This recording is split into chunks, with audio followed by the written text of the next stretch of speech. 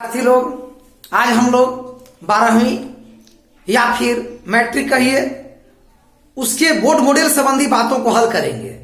12वीं और मैट्रिक में तो अंतर होता है, बहुत का अंतर है, लेकिन फिर भी इसी सवाल से काट छांट कर आप मैट्रिक के भी या इंटर के भी बना सकते हैं।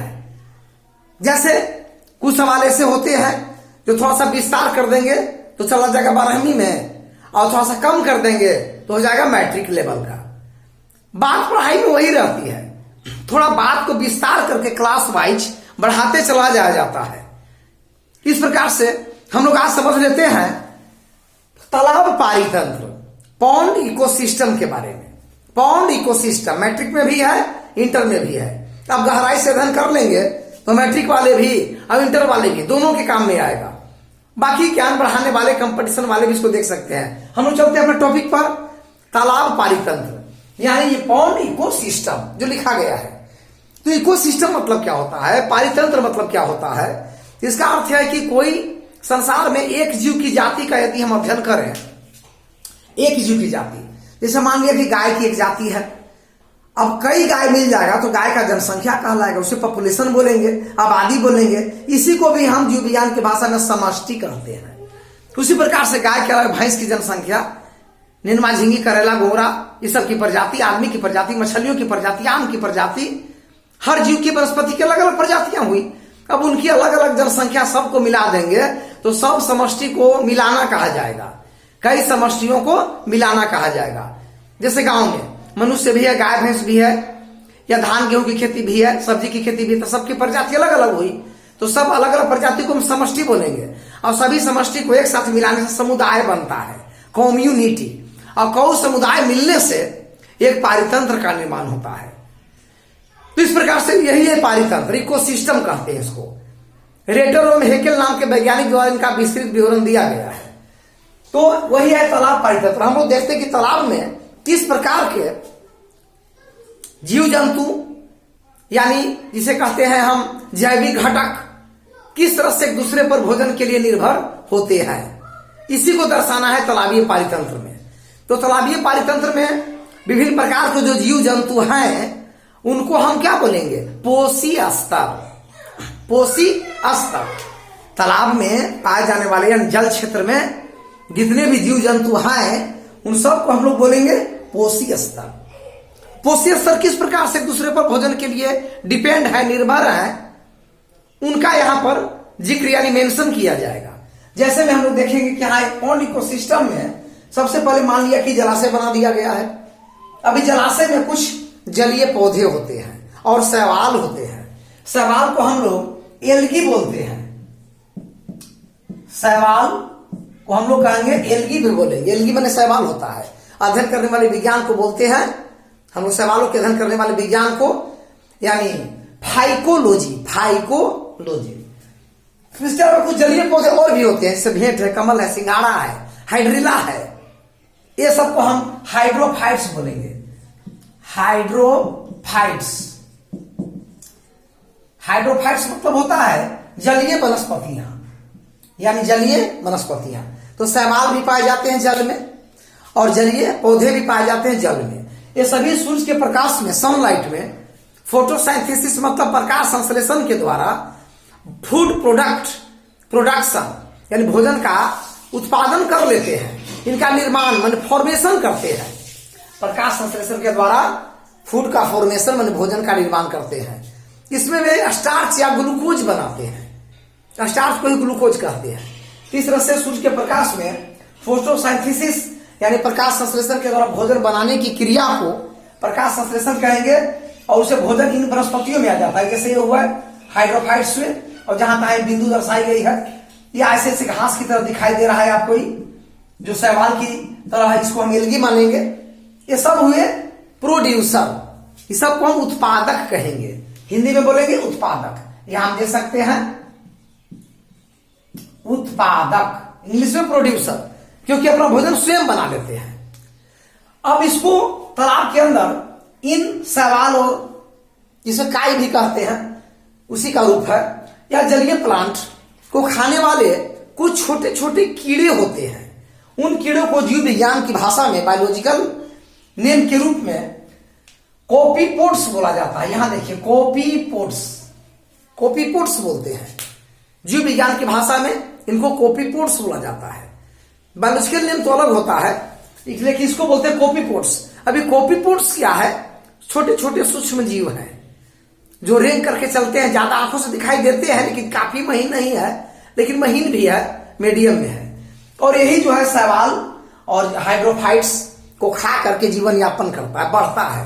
अब इनको खा जाते हैं भृंग, भृंग कुछ उनसे बड़े बड़े कीट प्रजाति हैं, इंसेक्ट में ही आता है, तो इसको इंग्लिश में कहा जाता है बीटल्स, यानी भृंग। तो भृंग खा जाते हैं इन कोपीपोड्स को।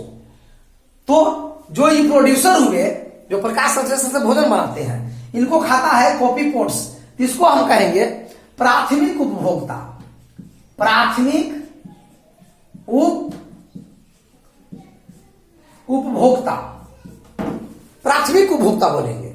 और जब ये कोपीपोड्स को भृंग खा जाता है, इसको भृंग खा जाएगा, ये कहलाएगा आपको द्वितीय उपभोक्ता, द्वितीय उपभोक्ता कहलाएगा। अब बात यह है कि जो मछलियां हैं यहां पर दर्शाई गई है, इन मछलियां भृंग को खा जाती है, मछलियां भृंग को खा जाती है, या छोटे छोटे कीड़े मकोड़ों को भी खा जाती है। तो इसलिए इसको हम लोग कहते हैं यानी तृतीय उपभोक्ता, तृतीय उपभोक्ता के नाम से जानेंगे मछलियों को। अब इस प्रकार से मछलियां हो या भृंग हो या कोई भी सड़े या हाइड्रोफाइट्स हो या फिर कोपीपोड्स हो, ये सब एक समय आता है जो बूढ़ा होकर के मर जाते हैं, क्योंकि अमर तो कोई है नहीं पृथ्वी पर। अब मरने के बाद इनके बॉडी को कंपोजरिंग करके, अपघटन करके और उसे छोटे छोटे सूक्ष्म तत्वों में, माइक्रो एलिमेंट्स में तोड़ दिया जाता है। टूट गया तत्वों में, जैसे तत्वों में इस सब के मरने के बाद carbon, hydrogen, nitrogen, oxygen, calcium, magnesium, phosphorus जैसे तत्वों में टूट जाता है। देखिए यहां पर दे दिया गया है। अब टूट के पानी में मिल गया, मिक्स हो गया वाटर में। अब इसके बाद इन तत्वों को फिर से हाइड्रोफाइट्स या एल्गी अपने रूट के द्वारा ऑब्जर्व करते हैं, ऑब्जर्व करेंगे और सोखेंगे, यानी कहने का मतलब सोख लेते हैं और सोख करके अपने फिर से डेवलपमेंट एंड ग्रोथ करना शुरू कर देते हैं। फिर कोपीपोड्स इनको फिर खाने लगता है और फिर जो है भृंग इनको खाता है, द्वितीय उपभोक्ता हो गया। मछलियां फिर इनको खाते, तृतीय उपभोक्ता हुआ। इस प्रकार से एक तालाबीय परितंत्र में यानी जैव आपको जलीय मंडल में इस तरह से इन तत्वों का चक्रण भी होता है, जिसे हम पोषक चक्रण कहते हैं या पोषक चक्र कहते हैं। पोषक का इस तरह से घूमते रहना पोषक चक्र। हर बार खाते रहेंगे, हर बार मर करके ये सड़ गल कर बदल जाएंगे। लेकिन एक बात और है कि इनको मर जाने के बाद इनके जटिल कार्बनिक पदार्थों को, कॉम्प्लेक्स ऑर्गेनिक सब्सटेंस को सिंपल ऑर्गेनिक में चेंज होने के लिए कुछ सूक्ष्मजीव भाग लेते हैं और उन सूक्ष्मजीवों को हम डिकम्पोजर बोलेंगे। डिकम्पोजर यहां दे सकते हैं डिकम्पोजर्स, अपघटनकर्ता, हिंदी में बोलेंगे अपघटनकर्ता, अपघटनकर्ता के नाम से जाना जाएगा, अपघटनकर्ता। तो इस तरीके से यही अपघटनकर्ता सूक्ष्मजीव हैं, माइक्रो ऑर्गेनिज्म हैं, माइक्रोबेस हैं, जो हाइड्रोफाइट्स प्राथमिक उपभोक्ता, द्वितीय उपभोक्ता, तृतीय उपभोक्ता सब के मरने के बाद सड़ा गला करके सिंपल एलिमेंट्स में तोड़ देते हैं। जो पानी में घुल गया और पानी के घुले हुए रूप को इसको फिर घुल जाता है पानी में, फिर हाइड्रोफाइट्स के द्वारा इसे सोख लिया जाता है, फिर इसे ही खाएगा। यहां से शुरू होगा फिर से कोपीपोड्स से।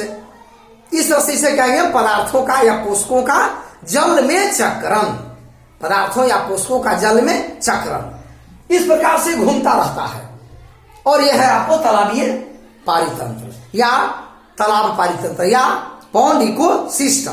परीक्षा में आता है कि तालाब पारितंत्र क्या है, समझाएं 2 अंक 3 अंक 4 अंक में। इस तरह की बातों को याद करिए और लिख दीजिए, जल के रहेगा उतना अंक आपको भी दे दिया जाएगा, इसमें कोई दिक्कत नहीं है। इसे कहेंगे तालाबीय पारितंत्र।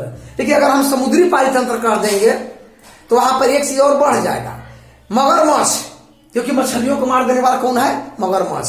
तो सर्वोच्च उपभोक्ता हो जाएगा। और यहां पर तालाब में यदि हम कहेंगे तो तालाब में मछलियां ही तृतीय उपभोक्ता भी है, और इसी को हम लोग सर्वोच्च के नाम से भी जानेंगे, क्योंकि ये मछलियां भृंग और कॉफी पोर्स दोनों को खा सकते हैं, मौका पड़ने पर शैवाल को भी खा लेते हैं, तो सबको मार सकता है। वो सर्वोच्च हुआ था, तृतीय प्लस सर्वोच्च। यहां पर फिश बन गए, फिश, लेकिन समुद्र में मगरमच्छ होने के कारण फिश रह जाएंगे तृतीय पर, और मगरमच्छ हो जाएगा, क्रोकोडाइल हो जाएगा सर्वोच्च पर। लेकिन यहां पर सर्वोच्च रहेगा, ये मछलियां ही रहेंगे। इस तरह से बातों को याद करिए और लाइक सब्सक्राइब करते रहिए, शेयर करते रहिए, और देख लीजिए इसको आप उतार भी सकते हैं या इसको नोट भी कर सकते हैं। जो आपको सामने दिया गया है सब स्पष्ट दिख रहा है। चलिए लाइक सब्सक्राइब करते रहिए, अगले वीडियो में फिर मिलेंगे।